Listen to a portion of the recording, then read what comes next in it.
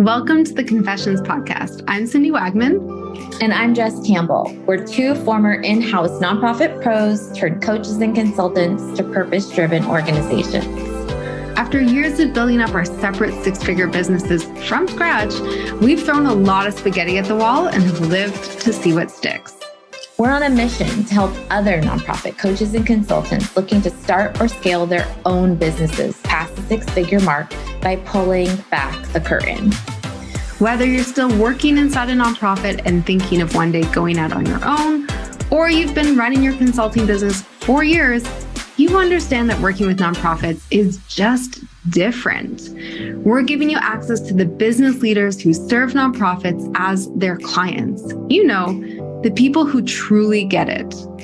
No more gatekeeping, no more secrets. This podcast is going to give you an inside look at what running a successful nonprofit coaching and consulting business looks like.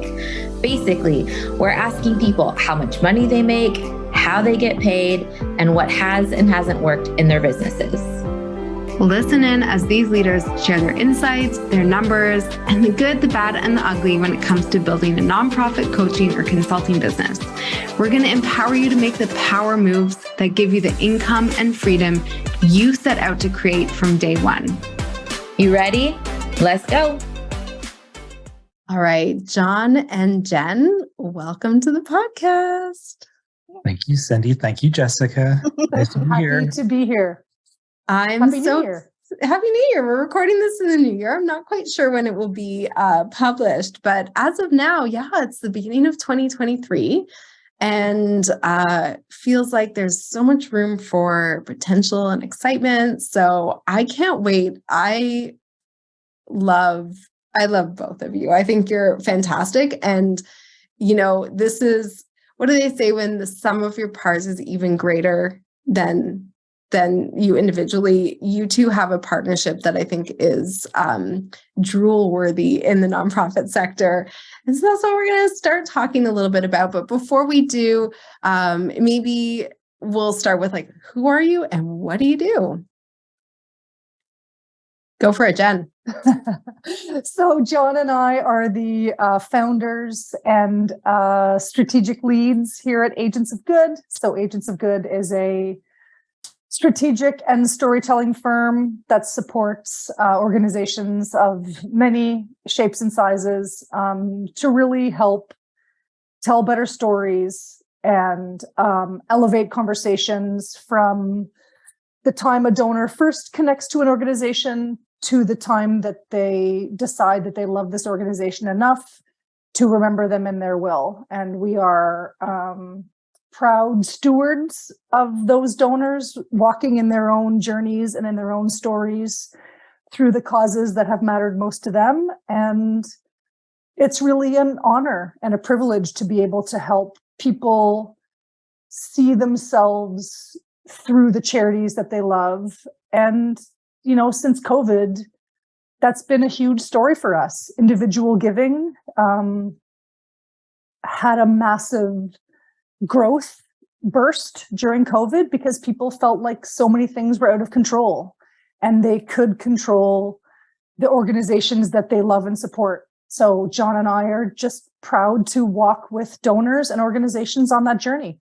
I feel like I say something different every time. John, what else do we say about us? Perfect. That sounds great, Jen. That's what we do. That's awesome. Now, because we like to get into the details, what does that look like in terms of how organizations, what do they hire you to do? Well, I mean, I think like Jen said, I think sometimes there's a little bit of a dance to try to figure out what can we do. I think we're known as creative storytellers. I think our work is known in many circles for being creatively and visually interesting. Jen I know she's my business partner, but probably is one of the best copywriters in the country. And I think people know her to be, as you just heard, a very eloquent and expressive speaker and thinker. Maybe me a little bit as well. And so I think people know that we do direct response and we're direct mail nerds, have been for a long time. So I think there's, they come for some of that. Sometimes people are like, I've been watching you guys for a long time. I finally have found a budget to do this special, grad student report, or our program needs to get ramped up here, and we really need to be more emotional and thoughtful in the things we ask our donors for, and we know you guys can help us for that. So it's always everything Jen always and I always say, everything starts with a conversation. Everything is a conversation.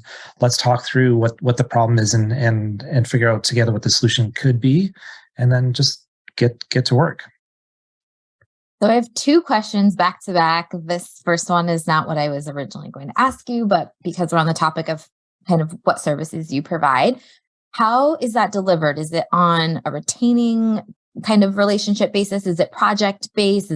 Do you bill hourly? I'm just curious, like, what your financial relationship with nonprofits is like, because I know it varies from literally every consultant we speak to. I started as a designer, and so I would charge by the hour. And as we moved into more of a strategic partnership, and really what we were selling was our ideas, our experience, our ability, and really lean into the value of that. So definitely shifted away from this, like Jen was a writer, same thing, like shift away from billing by the hour, because this isn't, Jen is out walking her dog. I'm out making dinner for the family. We're working, we're thinking, we chat on the dock in the summertime. Do you know what I mean? Like we're always kind of working on our clients' problems and stuff like that. How do you charge by the hour for that? So we're strong believers in charging by the value of what we provide. And value is a funny thing because I may value me at a certain rate and someone else may not. And that's totally fine. But I do believe in what we do and what we provide, and believe that we're, I will say probably one of the best consultancies out there in some ways, because for certain clients, we definitely completely unlock their donors' giving and their creativity and everything. So, for certain clients, we're, couldn't get paid enough in some ways, So another way to say that, we've joked about this, that like if our clients all got together and talked about our rates and how we charge, there would probably be fistfights, because we approach every client and every project with either, are we going to coach you through this? In which case we will bill you by the day for our work and what's required for us to kind of shepherd this along, versus, do you want us to take this project and run with it? In which case we'll charge you this for that service. So we have a broad spectrum of the way in which we bill. Some of it is, hey, can I just sit on the side of your desk for a couple of hours or for a half a day? Or, hey, can you take this project and run with it and bring it back to me in better shape? So we're flexible in both of those ways. But the one thing that we won't compromise is, what do you actually need? What do you have set aside to do that as an organization? And does our value fit that need? And if it doesn't, then let's talk about that, because maybe you need a different solution, or maybe we need to reconsider how we've pitched this. But it does come back to what John said, which is someone comes to us saying, here's what's happening. How can you help me? And our answer can be in a wide spectrum of options. Jen and I, honestly, we started a business with the idea that we didn't actually have to make any money. That was a big thing for us, because we both had partners who were making money. So we're like, we could operate for 6 months to a year and not make a single cent and be just okay. It wouldn't be great, but we could be okay. And I think we've still kind of held on to this idea of that, which is, when we sit down with new clients, we're not being interviewed. Do you know what I mean? Like I'm there interviewing them. I want to listen to people speak eloquently and expressive and emotionally about their donors, their programs, the stuff they're capable of, their dreams, their hopes. Jen and I are both like this. And we're judging the clients on that sort of thing versus their budget. Mm-hmm. We don't work with clients based on how much money they have. We work with clients based on how much emotion and feelings they have for the work that they're doing, because we're passionate. And if you're not passionate, I'm not interested. This doesn't work for me. That's so beautiful. And I know really resonates with Jess, because y'all have heard her talk about, if I could do this without making money, I would. But can we just spend another minute talking a little bit about what that looks like practically? Because I know we've collaborated on projects with clients and stuff like that. And you have your rates in your heads, and sometimes they go up for organizations that have the capacity or where the workload supports it. And I know that sometimes, as you said, John, you say yes to things not because it's paying the bills, but because it's an organization you really want to support. How do you find balance in that? Well, I mean, the big balance, and so our goal from the start was to do work that we loved, and also never to work with jackasses. So that becomes a very easy kind of second tier evaluation method, is kind of like, if we feel like we're being put into a certain kind of like, do this and do this and do this, and can you promise all of these things, and can you promise this, and can you promise that? That makes us kind of like, okay, I don't think we're entering this from the same place. So that's a kind of a glib way to answer a very specific and thoughtful question, which is, we're reading the energy of the people that we're talking to around, like, are you committed and passionate about this, regardless of what the budget is, or are you going through the motions of, I know I need to outsource this and I'm looking for the right partner? Because those are very different inputs for us. Like, if someone is saying, hey, I have this exact project and I think you're the right people for it, then we will entertain that conversation all day. When they're saying, I have this thing that I need to be done by February 1st, when can you give it to me? That's a different brief. And we've always had the self-awareness and also the privilege to say, nope, no, thank you. So it's a combination of reading the kind of energy of the people and also really understanding, like, what is the thing that's keeping you up at night? Is it, I'm not meeting my budget and I need to make a budget by February 1st?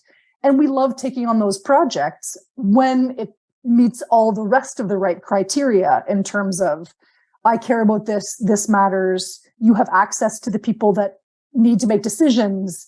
When you provide us with something, here's exactly how we're going to come back to you with feedback. All of those little components make the larger picture of, can we provide you with a solution, or are we just dancing along a budget line until we figure out whether you're going to say yes or no? John, what do you want to add to that? The only thing I would add is, we've kind of through the years suggested to some of our larger clients, in a sense, you are subsidizing the work we're doing for our smaller clients, because we don't give anything differently to the small clients than we give to our big clients. I think it's unfortunate here in Canada, if you work in direct response and direct mail, there's only a couple key really good direct response agencies, and they only work with the top 0.5% or 1% of all charities. So what happens to their 99% that also have amazing missions, fantastic donors, great stories to tell? Do you know what I mean? And I have feelings about that. I really feel like there should be greater space that we're all helping the greater sector, because it shouldn't only be based on how much money you have, will you get help. So again, that's just part of who we are. Jen and I are both firm believers in the money follows value. We are doing very, very well as an agency, and I'm sure we might get into that a bit more and stuff. We're very proud of our work, but we've always leaned into that idea of what's the value we're trying to put into the sector, because we know we will reap the benefits of that. And the rest is just based on good karma, good voodoo, just putting a lot of good feelings into the universe and into our people, our community. And it's just really served us very, very well. Jen, when you were speaking, you mentioned the word privilege. And John, when you were speaking, you both mentioned that you have partners who are able to kind of float your experiment for at least 6 months to be okay. And I'm thinking of the people listening who are either single parents, they're women, they're from the BIPOC community, and they're just getting started and they don't carry that same privilege. I'm wondering what advice you might have to someone who's at the start of their journey, who wants to be able to do kind of scaled pricing, or they want to be able to deliver the same package, whether it's a $1 bajillion nonprofit or it's a $1 nonprofit. Or I also really want your advice on how you can afford to not take on a project because of your values. And I ask this as someone that, I see it all the time with consultants taking on projects that quite literally make them sick, but like they need the money. Yeah, great. It's a really good question. I'll briefly, my whole thinking was, and everything I've ever done has come from a relationship point of view. Like even before we started in Agents of Good, when I was working my other freelance business, I really believed in the idea of creating relationships and not having expectation of return on the relationship. I've always operated that sort of abundance mindset that if I help others, they will help me. I don't believe we have a lot of consultant friends or people who are in the sector who started consultancies and hung with shingles who are like, I have to get this many clients now. I have to sell this program. I have to do this. And I'm like, you have no list. You have no community. You have no social currency. You are expecting to withdraw a whole lot with putting nothing in. And unfortunately, I always say to my people, this is a long game. You have to, everything in life, every relationship we have with our best friends is a long game. If you try to turn to a short game, you just cannot win. And so unless you're capable of investing in the long game, and yes, looking for quick wins, I just don't think you can have a very successful, long business life. You just can't start with no foundation. You need a strong foundation, whatever that means for you. I know what it meant for me, but it could be different for other people. Yeah, and the other thing that I would add too is that, like, as much as John and I did both, we started both as freelancers in our own independent consultancy, we were even when we were making our money by project to project, client to client, a couple of $100 at a time from project to project to project, we were able to identify the opportunities to say, this one felt really good and I would like more of this, versus I felt like this was a bit transactional and I felt like the client kind of bitched and moaned about a couple of things that if I'd known earlier, I could have avoided. And then even from your very first steps, you can make choices that guide you more towards the people that are more aligned with your values and your systems. So it is much harder to do when you're in an early situation and you have other conflicting priorities or the things you need to consider, but you can still head towards the sun. Like my rule when I go out for a walk with my husband and my dog is like, we always head for the sun. Where's the sun? Let's walk in that direction. And so when it's cloudy, we're just like, okay, we'll go where our feet carry us. But you can still make a choice, even if you only have one client or two client or three clients, to say, this one feels better. This one makes me feel more appreciated or understood, or this one just doesn't make me feel good for a reason that I can't put my finger on, but I know that I would rather, if my phone rings on Monday morning at 9 a.m., I hope it's this one over this one. Then you just have to follow that gut and that instinct. And even if you're in your very early stages, you can still identify your values and head in that direction. Even if you don't head in that direction every time, you can still say, okay, I'm going to take on this project. It's easy. It's quick. It's a bit of a pain in the ass. They're going to give me a bunch of track changes that make my soul hurt when someone turns my copy into something that looks like it's been written by Frankenstein's monster. I can deal with it, and I won't do that again, or I'll do that differently next time. I think no matter where you are, you can still head towards the sun. I love that saying. That's so great. I'm wondering if you guys can go back, and John, you mentioned, you didn't use this phrase, but so to speak, like planting seeds, and it's a long game. And what effort are you putting in? Because I think you're right. A lot of nonprofit consultants are like, I'm here, and they haven't really done the work. And it's like, yeah, it doesn't work like that, unfortunately. Mm-hmm. Trust me, I wish it did. And so I'm curious, when you all were just getting started, how you put in some effort to drum up business. Any tactical examples would be really helpful, I think. Hi, John. Hi, Jen. We're back for another round of rapid fire questions. You up for playing? Yes, always. Absolutely. Okay, my first question is, where do each of you go to stay on top of your either design or writing game? I go outside. I go to nature. I go for long walks with my dog and bring my binoculars, and I look for birds. Oh, shit. My colleagues in the sector and who are doing interesting work as well. Okay, amazing. Tell me, what does your ideal version of retirement look like? For me, it's sitting somewhere on a nice patio with double espresso, probably, someone I love, and thinking about a project that I'm really excited by. I think retirement for me looks like having my spouse, being with my spouse, Mark, and with at least one dog, and having our children or our children adjacent people near us. Amazing. And if maybe one day grandchildren. No, easy, no pressure. 18 and 16, not now. Yeah. It was a retirement question, to be fair. And if you were gifted an extra hour in your day, how would you spend it? Oh, fuck. Meditating. I was going to say birding. So same thing. I just love yours. I just have to say quickly before we wrap up this rapid fire that I saw this meme that was like, how did you spend like your first 37 years like not even knowing a type of bird, and then you turn 38 and suddenly you're like, that's the brown witchcock, da da da da da. You know, it's like, where it's true. And so birds are delightful, and watching birds is delightful, and they tell us everything we need to know about our ecosystem. Yeah. If you're in an ecosystem and you see changes in the patterns in your birds, it's important. We all need to pay attention to the birds around us. Yes. Well, anyways, thank you so much for playing.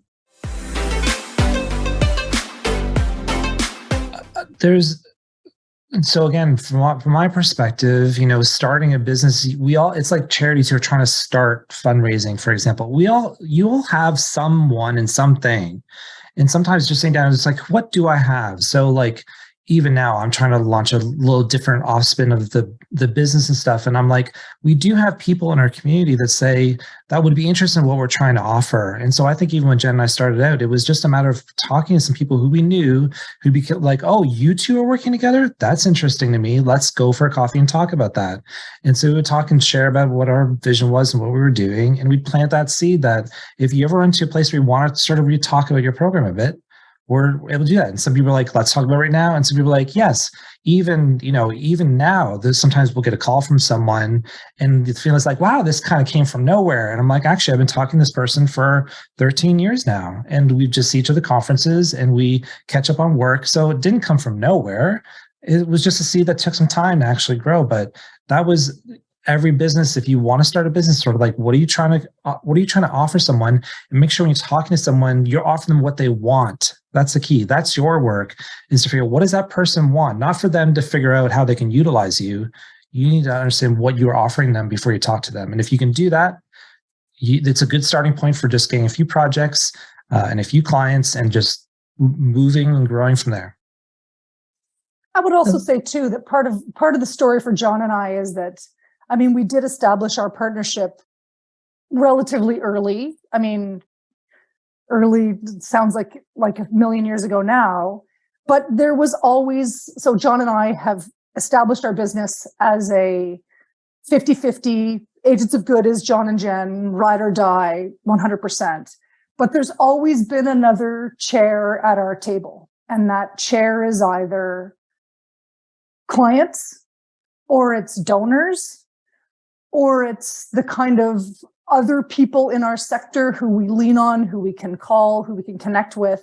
Like, I think it's very easy when you're a small business or when you're a small partnership to get into this spiral of like, I know everything and what I don't know, John knows. And John thinks, I know everything and what I don't know, Jen knows. We've always been very open to that third space at our table. And that third space there's been different bums in that seats at different times. My dad, who's a fundraiser, sits there sometimes, and our clients for whom we're doing the best possible work and are just loving everything that we're doing, they're at that seat sometimes. And sometimes it's the kind of client that we want, like, who's the person who's missing from here? And so I think that John and I are always, as much as our partnership remains fulfilling and vital, because I know that everything that I do every given day is made better by John, I also know that it's also made better by everything else that's out there that we plug into in different ways. And losing sight of that and getting too focused on your own business and your own needs and your own budgets and your own quarter. Again, it's a long game. Like, these are long games. I love, there's so much parallel, not parallel, but you can see those values lived out in the story and history of your business. And I'd love to talk, because that's a long game. Like, in our sector, I don't think there are that many partnerships. And I don't think there are that many partnerships that have lasted, 10 years incorporated, but probably more like just over 20 years working together in some way, shape, or form. So can you give us, take us back in time to baby Jen and baby John? Do myself here. Yeah. Okay, I just love that you did that reference, and I'm wondering if anyone else will know what that's from. You'll have to DM us. You'll have to DM us if you know, because I know exactly what that's from. Oh, well, hopefully I was talking over you and no one can hear. Maybe no one heard. Yeah.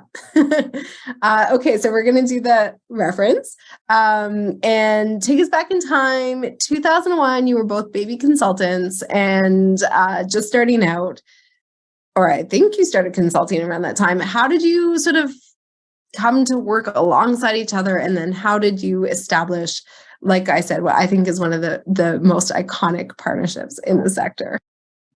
So I was a freelance designer and freelancing for Stephen Thomas, where Jen was working as a account manager.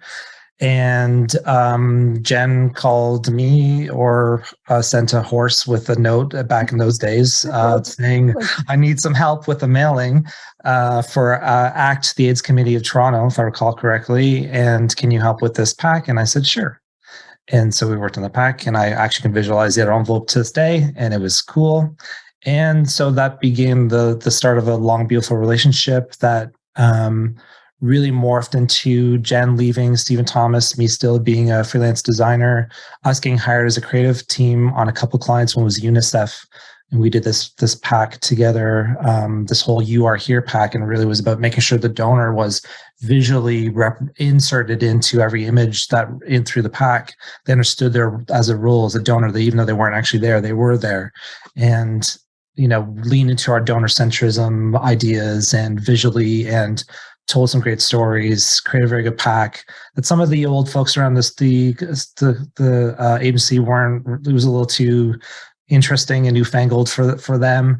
And then I do remember sitting in High Park with Jen one day and sort of saying, we work well together. This would be cool. And Jen's like, I want to have babies. And I'm like, cool. Well, one day, let's talk about this, because we jive and I think you're amazing and you seem to think I'm okay. So let's just kind of talk about that, planting that seed, right? And so I was already kind of thinking about, how we work together creatively, but also I knew that Jen had a strategic thoughtfulness that I had, but was different. Because a lot of people just saw me as a designer, and I knew I needed that strategic ability that Jen now had from working as an account manager and then working at a charity and having the inside knowledge. And again, was an exceptional creative that we gelled together. I was like, this would take me in my business from being this to this, because now we could charge for the strategy and the thinking, not just the execution. Execution is sort of dismissed and if we have money for a writer, we'll hire one, or a designer. But strategy, we need thinking, So I was like, that's where the value is in the strategic thinking. So that was kind of the early baby days of John and Jen and how we kind of got there. Well, and then the other side of it from my perspective was that, I was, as John said, we were both happily freelancing, and I knew that I was going to be okay and do what I wanted to do and tell stories and help charities raise more money. But I remain a very reluctant / bitchy business owner. I don't like the details. I don't like the ongoing invoicing. I don't like looking at reports quarter to quarter. I don't like knowing how I'm doing compared to how I did last year. I just want to keep focusing on who am I talking to today who has a neat story that I can turn into something important. And John wanted to fill that space of like, I want to understand this. I want to strategize around it. I want to build on it. I want to create new things. And I'm like, great. I don't care about any of that. And I suck at it. And so how can we both, as two creative people, approach this in a way where we both feel like we're using our best selves? And I think I'm best used when I can be creative and thoughtful and open. And I start to shrivel when I'm accounted and boxed in and needing to identify what I'm doing in March. And John plays that role in our partnership in terms of like, I want to understand this puzzle. I want to solve the puzzle. I don't want to understand it. So that worked out perfectly too, because John really wanted and had the skills to put his arms around how do we take this business and run it in the way that it needs to be run. And I still suck at it. And John still holds those reins. And without him, I wouldn't do any of that. Jen, we are the same person. And so I'm feeling so seen and heard, and it's all good. Yeah. I just wrote to Jess. I was like, you are Jen. Jen is you. Yeah. You're the same person. It's like nothing is more claustrophobic than like trying to tie me down. But that leads to my question, because so we had Kishana Palmer on our podcast when we first launched. And one of the things I remember her speaking to is if she were to start her business over again or ever start a new business, she would do it in a partnership. Mm-hmm. And she referenced our friends Becky and John, who run We Are for Good. By the way, between all three of those businesses, Cindy's, Ural's, there's a lot of goods happening in the business name. That's a whole other conversation. Yeah, we got Agents for Good partnership. We Are for Good. I hate my business name because I think it's a little overdone. Too far down. We're there, but yeah, it's another conversation. And the reason why Kishana said that she would do it that way is because there is someone, business is like this whole thing, and no one person is going to be, skilled in or interested in all the things. And so I'm just curious how your partnership works. Like, did you guys sit down and have a conversation like, John, you're going to do all the details and the strategy, and I'm going to be strictly creative? Or did it just kind of come up in your business? I can speak for Cindy and I, like, we've never really sat down. We always call each other mirror images of each other, because like all the stuff you were saying that makes you claustrophobic, that is like Cindy, like so much. And so sometimes I feel myself like getting hives, and then I'm like, no, this is keeping me organized. This is really healthy. Like, this is really great. So, but I'm just curious, because in a partnership, it could also cause friction. And I'm just curious how you guys either, divide and conquer or, I mean, you've been at this a while now, so you probably just know each other's thoughts before they speak them out loud. But I'm just curious how you figured that out at the beginning. I would say the beginning it was simple because I enjoyed doing design. Jen enjoyed doing writing. We enjoyed putting our heads together as we moved through the art of storytelling. From the moment we were like, we got a mailing to do, and we were holding hands and moving through that experience together and collaborating and bouncing each other off as Jen started to move through the copy and I started to think about the design, and boom, here was a product. It was simple. It was simpler than that. It was just Jen and I. And through the years, like as a business, like I'm entering into the last year of my 40s now and stuff. And I'm thinking about this business as I've put in 25 years of work into my career and stuff. And now I'm thinking about part 2 of my career and the realities of life and of aging and our families and all those things, and thinking this business, for it to keep going, has to change. It has to move into agents of good as this idea of this expression of this, what it will unlock for your organization and its donors. And this has been a tough metamorphosis in our work because it can't be John and Jen. And so as business owners, Jen and I continually support each other. We continually hold each other's hands. We continually help each other out the best we can. But as creative collaborators, we are sort of disconnected and pulled apart. And like Jen and I sat down a year ago at this sort of, COVID period, because it had been a tough like few years of not seeing each other and being able to just like put our eyeballs on one another and talk and feel each other out and stuff. And so that's the nature of business, is it does change, and adding new people and new ideas, and Jen and I are both leaning into what are we both good at and how can we both be our best in this metamorphosis and stuff. So there's never a conscious you're doing this and I'm doing that.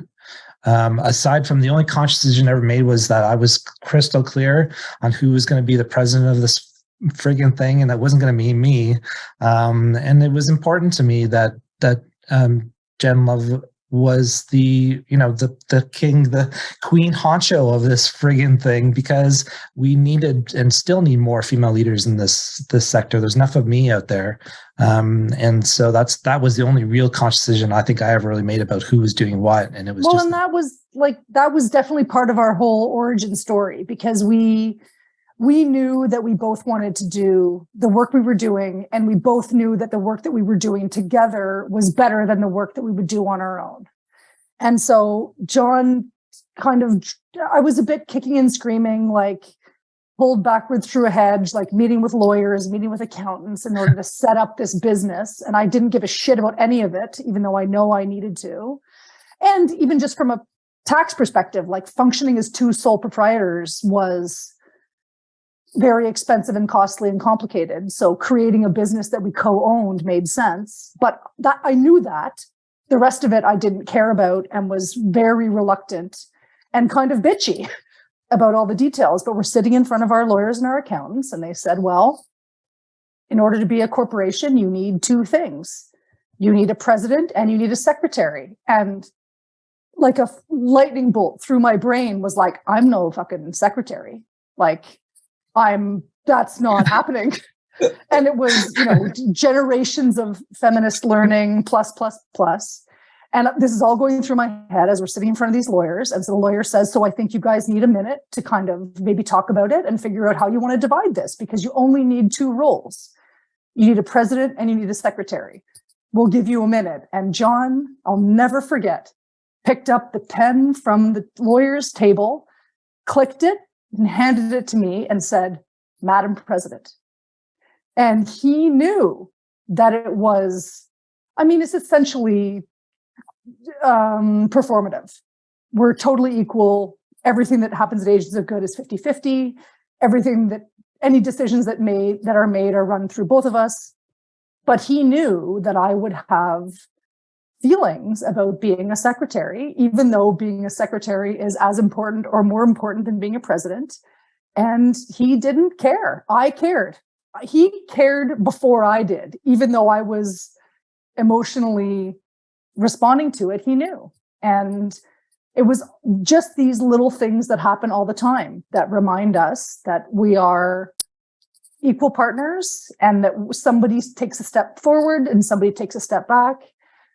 So it's by design, and it's also constantly evolving. I want to, we're running out of time, but I want to wrap up on that idea of constantly evolving, because it sounds like you're sort of holding at tension, care for each other and self-care. And as your company has grown, you have built families and all these other things. So how do you check in with yourselves or like manage that tension? And sometimes obviously it's very harmonious and like everything works out for everyone and it's all good, but that can't be, the truth all the time. So, as you and John, you mentioned like that you're sort of moving into a new phase. How do you make sure, because it's obvious that so core to who you are as human beings is that care for each other. And so how do you balance those things as you move forward, as you figure out the next phase for Agents of Good? I always say it is just like a marriage. Jen and I are both emotionally intelligent, open-hearted, feelings people. And you sometimes in business, you have to check it and put it aside for maybe a moment and just go, what's the right, let's think about this with our heads a bit more than our hearts and stuff. But as any good marriage, any good relationship, any good partnership, Jen and I have open conversation. Sometimes we acknowledge we haven't had that open conversation and we're harboring some feelings, maybe some resentment. Maybe I've been overlooked for someone else for the last little while. And let's talk about that. But we operate that. I've said to people, Jen and I, it's just like a marriage. The only thing that's missing is the one key thing you have. And but I'm just saying it's true. But Jen and I, otherwise, it's to me, it feels exactly the same. You have to have open conversation and open feelings and space to share your vulnerabilities and your fears and the things you're worried about and you're scared about. And I think that's the only way to really have, like you've said, Cindy, that deep emotional connection, which I think has come through in our work and our connections and our people for so long, because Jen and I inherently deeply, deeply care for one another to the ends of days. And that's come from years of just like the Beatles, just hanging out in hotel rooms together for hours and hours and hours and just caring about one another. So it's a beautiful thing, hard to replicate, I think. Yeah, agreed. And I think the other thing is that we've been, even so from the very beginning, back in 2001, when we were both side-by-side freelancers, we had the no jackass rule. And we also had the personal wellness comes first rule. Like, we don't, if somebody is taking an extra long walk in the morning, or if somebody has a workout that they can't reschedule, then our personal wellness, especially when it comes to either getting outside or doing some kind of physical fitness, whether that's with a personal trainer or whether that's playing tennis or whether that's playing soccer or whatever, that comes before clients. And so if John and I are in a that's overdue, and I'm like, dude, I have a tennis match in 15 minutes, it's like, fine, call me afterwards. And we are very clear about what our command performance is. And I think we could probably count on two hands the number of times that we've said to each other, this is a command performance, I need you right now. And when John says that to me, or when I say that to him, that means everything. Mm. And when you don't use it very often, it becomes the more powerful tool. And when you're able to say, okay, I really would like to talk to you in the next hour, but if you're about to go have a tennis match, or you're about to go work out, or you're halfway through a bird walk with your dog, I'll figure it out. And I think that's a huge, respecting the kind of command performance and respecting the kind of what can I figure out on my own piece has been hugely important for us and remains so. Right? Yeah. Mm-hmm. No. Yeah. I think it just reinforces your all's trust in one another again and again and again, year after year. John, Jen, this has been a delight. And for someone who's just meeting you and learning about your work kind of for the first time, I've definitely heard of your agency before, but this was such a treat for me. For anyone that's listening that would love to follow along or learn more about your work, or maybe even partner up with your agency, what is the best way for them to be in touch? Well, our poor website is still a half decent place to find information about ourselves at agentsofgood.org. I'm still semi-active on Twitter at John Lepp. But those are probably the two biggest things. I will, can I do a plug? Am I allowed to plug anything here? So I have released back this year in May a book called Creative Deviations, which is all about unlocking creativity in direct response in a pretty fun, easy reading, but very informative book, I think. It's a good place to learn about what we do and how we do it, but also to help you with your own programs and stuff. And Jen and I are both teachers. We love teaching and guiding and helping and growing people and stuff. So we're here for it. We're here for interesting, intelligent, thoughtful, engaging conversations with passionate people. And you can find us if that's what your jam is. Don't worry, we'll find each other. I love that. Yes, please go seek out John and Jen. Thank you both for being here and for all the work you do to lift up our sector. Thank you both. Thank you again for listening to the Confessions podcast for nonprofit coaches and consultants. If you enjoyed today's episode, which I sure hope you did, you can show your support in one of 3 ways. Number 1, post a screenshot of this episode to your Instagram stories or LinkedIn profile and tag Cindy and I so we can repost you. Number 2, share this podcast with a fellow nonprofit coach or consultant. And number 3, leave a positive review on Apple Podcasts so we can continue to grow and reach new listeners. And of course, make sure you subscribe so you can get the latest and greatest interviews as they drop every Thursday. And to our fellow nonprofit coaching and consulting friends, remember, we're an open book and here to answer your burning biz questions. See you next time.